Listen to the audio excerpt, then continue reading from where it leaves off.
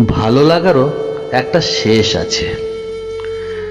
ভালো লাগতে লাগতে যখন ওই ভালো লাগাটা রূপ নেয় ভালোবাসার,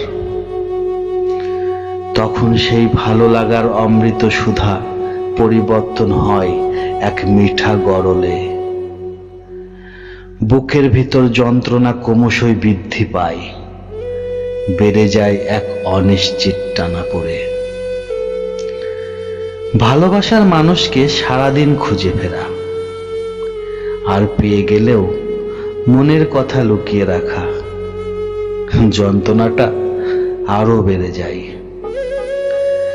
সময় থামে না, থেমে যায় প্রেমিকের গতি।